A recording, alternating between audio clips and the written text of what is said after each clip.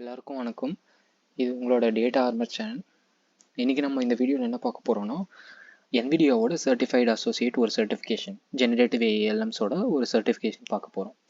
So இந்த certification பார்த்தீங்கன்னா, data ப்ரொஃபஷனலாக இருக்க ஒரு டேட்டா அனலிஸ்ட், டேட்டா சயின்டிஸ்ட் மோர் ப்ரிஃபரபிளி, இல்லை ஒரு டேட்டா இன்ஜினியர், ஸோ டேட்டா டொமைனில் இருக்க யாராக இருந்தாலும் இந்த சர்டிஃபிகேஷன் எடுக்கலாம். இது ஒரு ப்ரெஸ்டீஜியஸான ஒரு நல்ல சர்டிஃபிகேஷன். அண்ட் காசு கண்டிப்பாக நம்ம பே பண்ணி ஆகணும். ஏன்னா இது ஒரு ப்ரொஃபஷனல் சர்டிஃபிகேஷனுங்கிறதுனால நம்ம அதுக்கான அமௌண்ட் வந்து பே பண்ணணும். ஸோ இதோட அமௌண்ட் பார்த்தீங்கன்னா $125 நம்ம காசுக்கு ஒரு 11,000 இல்லை ஒரு 10,500 இந்தியன் ருபீஸ்க்கு வரும். நீங்கள் இன்கேஸ் ஒரு ஆர்கனைசேஷனில் ஒர்க் பண்ணிகிட்டு இருந்தீங்கன்னா இந்த சர்டிஃபிகேஷன் கிளியர் பண்ணிவிட்டு நீங்கள் இந்த ப்ரூஃபாக காமிச்சிங்கன்னா அவங்க ரீஇம்பர்ஸ் பண்ணுவாங்க. ஸோ ஒரு டேட்டா ப்ரொஃபஷனலுக்கு இது ஒரு நீங்கள் போட்டுட்டு அப்புறம் நீங்கள் ஈஸியாக ரீஇன்வெஸ்ட் பண்ணிக்கலாம். பட் ஃபார் ஒரு காலேஜ் ஸ்டூடெண்ட் பார்த்துக்கிட்டிங்கன்னா நீங்கள் ஆப்வியஸாக நீங்கள் இந்த காஸ்ட் பே பண்ணி தான் ஆகணும். இது உங்களோட இன்டர்வியூ ஒரு பிளேஸ்மெண்ட் சைட்லேருந்து பார்த்தீங்கன்னா இது ஒரு பெரிய அட்வான்டேஜாக இருக்கும் மற்ற காம்படிட்டர்ஸ் கம்பேர் பண்ணுறப்போ.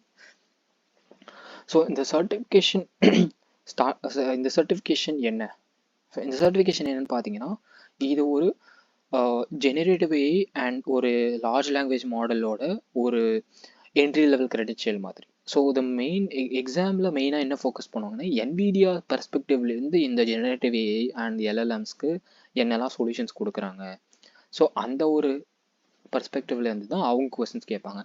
இது வந்துட்டு ஒரு மிஷின் லேர்னிங் மாடல் எப்படி நீங்கள் ட்ரெயின் பண்ணுவீங்க, ஸோ இந்த மாடலோட பேராமீட்டர் என்ன, அந்த மாதிரி கொஸ்டின்ஸ் இருக்காது. எப்படி இருக்கும்னா, இந்த ஒரு பர்பஸ், இந்த சினாரியோ இருக்குது, ஸோ இதுக்கு வந்து NVIDIAவில் வந்துட்டு என்ன மாதிரியான சொல்யூஷன் நீங்கள் யூஸ் பண்ணுவீங்க, அந்த மாதிரியான கொஸ்டின்ஸ் தான் உங்களுக்கு இருக்கும். ஸோ இதில் மொத்தமாக 50 கொஸ்டின் கேட்பாங்க. 1 hour உங்களுக்கு டைம் இருக்கும். ஸோ இந்த ஒரு 50 கொஸ்டின்ஸை நான் உங்களுக்கு எப்படி டிவைட் பண்ண சொல்லுவேன்னா, 10 டாபிக், ஒரு டாப்பிக்கில் 5 கொஸ்டின் மாதிரி. ஸோ நான் ஏன் இந்த 10 டாபிக் அண்ட் 5 கொஸ்டின் சொல்கிறேன்னா, நான் எக்ஸாம் எழுதுறதுக்கு நான் இது ஆக்சுவலாக இந்த எக்ஸாம் கிளியர் பண்ணிக்கிட்டேன். நான் இந்த எக்ஸாம் எழுதுறதுக்கு முன்னாடி இதை தான் நான் ப்ரெடிக்ட் பண்ணேன். அதே மாதிரி இதை தான் நடந்தது. உங்களுக்கு இந்த எக்ஸாம் பேஜ்லேயே பார்த்தீங்கன்னா உங்களுக்கு ஒரு 10 டாபிக் தந்திருப்பாங்க. ஸோ 10 டாபிக் நீங்கள் 50 கொஸ்டின் பிரிக்கணும்னா ஒரு டாபிக் 5 கொஸ்டின் உங்களுக்கு ஈஸியாக தோணும். ஸோ அதே தான் எனக்கு எக்ஸாம்லேயும் நடந்தது.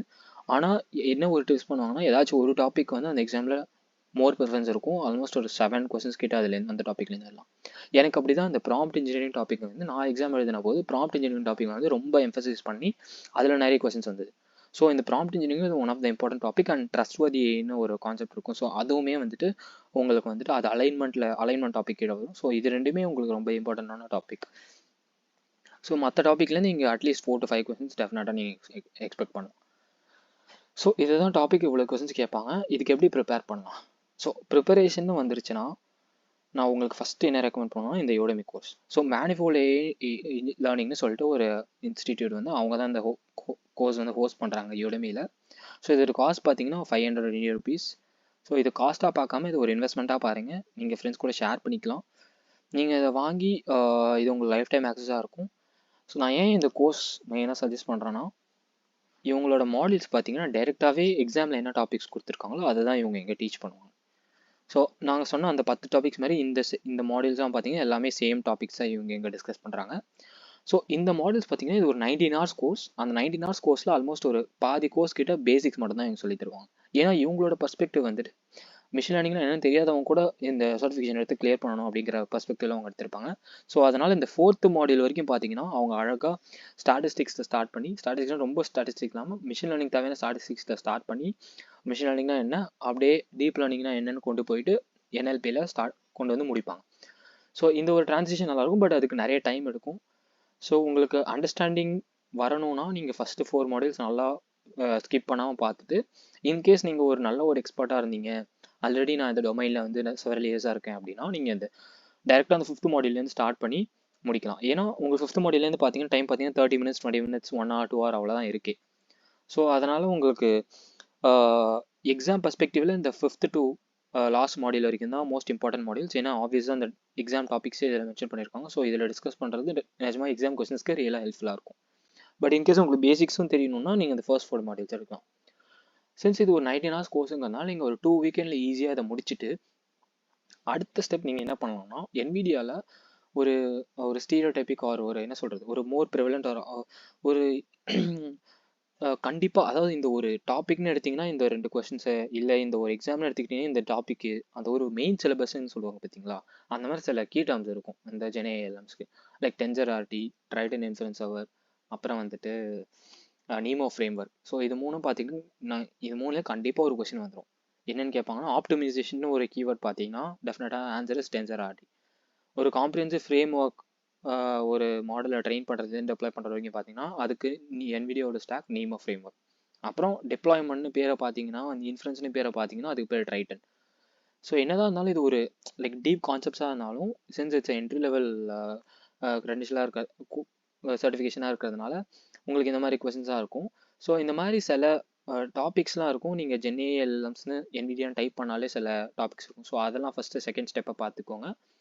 அண்ட் மூணாவது ஸ்டெப்பாக NVIDIAவோட ஏஐ பேஜ் இருக்கும், ஆர்டிஃபிஷியல் இன்டெலிஜென்ஸ் பேஜ். ஸோ இதில் பார்த்தீங்கன்னா அவங்களோட சொல்யூஷன்ஸ் ஸ்டாக் எல்லாமே டிஸ்கஸ் பண்ணியிருப்பாங்க. ஸோ மெட்ரோபோலிஸ்னு ஒன்று இருக்கும். ஸோ அந்த மெட்ரோபோலிஸ் வந்து பார்த்தீங்கன்னா NVIDIAவோட ஒரு ஸ்மார்ட் சிட்டி மானிட்டரிங் ஒரு சொல்யூஷன். ஸோ அந்த மாதிரி ஒரு நிறைய கொஸ்டின்ஸ்லாம் இருக்கும். ஸோ இவங்க இதில் அவங்களோட நிறைய சொல்யூஷன்ஸ் பற்றி டிஸ்கஸ் பண்ணியிருப்பாங்க. So AI inference, data analytics and so இதில் ஒவ்வொரு பிளாகும் போயிட்டு நீங்கள் ப்ரிப்பேர் பண்ணி படிச்சிங்கன்னா இதுலேருந்து நிறைய கொஸ்டின்ஸ் உங்களுக்கு வரும். ஸோ ஐ திங்க் இந்த ஃபஸ்ட்டு ப்ரிப்பரேஷன்லேருந்து தேர்ட் ப்ரிப்பரேஷன் வரைக்கும் இது மூணு நீங்கள் பண்ணிங்கனாலே it's more than enough to clear an exam. இதையும் தாண்டி ஒரு கொஸ்டின் உங்களுக்கு புதுசாக வந்தது, இந்த டாப்பிக்கில் என்னென்னே தெரியல அப்படின்னா எனக்கு அந்த மாதிரி நிறைய ஃபீல் ஆச்சு. ஒரு சில கொஸ்டின்ஸாக கேட்டாங்க அப்படின்னா என்னென்னு கூட எனக்கு தெரியல. ஸோ அப்போல்லாம் நான் என்ன பண்ணேன்னா டைரெக்டாக ஆப்ஷன்ஸ் பார்த்தேன். ஏபிசிடியோட ஆப்ஷன்ஸ் பார்த்தீங்கன்னா அதை நீங்கள் ஓரளவுக்கு அனலைஸ் பண்ணி ஒரு உத்து பார்த்தீங்கனாலே அவங்க கேட்டிருக்க கொஷினுக்கும் அந்த ஒரு 3 ராங் ஆப்ஷன்ஸுக்கும் சம்மந்தமே இருக்காது. ஸோ அதை நீங்கள் ஈஸியாக எலிமினேட் பண்ணிவிட்டு கரெக்ட் ஆன்சர் இதான்னு உங்களுக்கு தெரிஞ்சிடும். ஸோ உங்களுக்கு தெரியாத டாப்பிக்கில் இந்த கொஸ்டின்ஸை நீங்கள் ஈஸியாக அந்த மாதிரி ஹேண்டில் பண்ணி கிளியர் பண்ணிடலாம். ஸோ ஃபர்ஸ்ட் அந்த Udemy கோர்ஸ், செகண்ட் வந்து பார்த்தீங்கன்னா அந்த NVIDIA ஜென்ஏஎல்எம்னாலே சில டாபிக்ஸ் அண்ட் சில டேர்ம்ஸ்லாம் இருக்கும். ஸோ அதை பற்றி நீங்கள் படிக்கிறது. தேர்டு பார்த்தீங்கன்னா உங்களுக்கு அந்த NVIDIAவோட ஏஐ பிளாக்ஸ். ஸோ இது 3 பண்ணிங்கனாலே நீங்கள் கண்டிப்பாக கிளியர் பண்ணிடலாம். அண்ட் பாஸ் பர்சன்டேஜ்னு வந்துக்கிட்டிங்கன்னா எக்ஸாமுக்கு வந்துட்டு எங்கேயுமே அஃபிஷியல் ட்ரஸ்டட் சோர்ஸில் வந்து உங்களுக்கு பாஸ் பர்சன்டேஜ் எனக்கு கொடுக்கல. பட் என்னோட எக்ஸ்பீரியன்ஸ் படி சம்திங் 65 to 70% பார்த்தீங்கன்னா ஒரு பாசிங் பர்சன்டேஜ். ஸோ அந்த 65 to 70% நீங்கள் அந்த 50 கொஸ்டின்ஸ்க்கு எடுத்துக்கிட்டிங்கன்னா 35 டெஃபினட்டாக உங்களுக்கு safe option. So 35 questions out of 50 நீங்கள் கரெக்ட் எடுத்திங்கன்னா டெஃபினட்டாக நீங்கள் கிளியர் பண்ணிடலாம். ஸோ 30 to 35ல் வந்துட்டு it's still a black box. So எனக்குமே தெரியாது, என் ஃப்ரெண்ட்ஸ் வந்துட்டு எடுத்ததும் அவங்களுக்கும் தெரியும். ஏன்னா எத்தனை கொஸ்டின் கரெக்டானு உங்களுக்கு தெரியவே தெரியாது.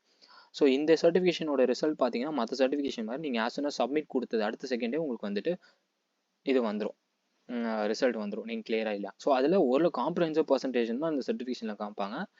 அது வந்துட்டு உங்களால் ரிலேட் பண்ணிக்க முடியாது எத்தனை question. So to be on the safer side 35 is definitely safer, ஒரு சேஃபான ஒரு டெட்லைன் வச்சுக்கலாம். ஸோ 30 to 35 உங்கள் எக்ஸாம் பொறுத்து இருக்குது. ஸோ இது வரைக்கும் எத்தனை கொஸ்டின்ஸ் இருக்குன்னு ஸோ நீங்கள் எப்பயுமே 35 கரெக்டாக இருக்கணும் அப்படின்ற அளவுக்கு எய்ம் பண்ணி நீங்கள் ப்ரிப்பேர் பண்ணுங்கள். ஸோ டெஃபினட்டாக நீங்கள் இந்த 3 பண்ணிங்கன்னா நீங்கள் 30-35லாம் கவலையப்படாதீங்க. இது 3 பண்ணிங்கன்னா நீங்கள் ஈஸியாக கிளியர் பண்ணிடலாம். ஸோ எக்ஸாம் எழுதுகிற எல்லாருக்கும் all the best from R channel. நன்றி, வணக்கம்.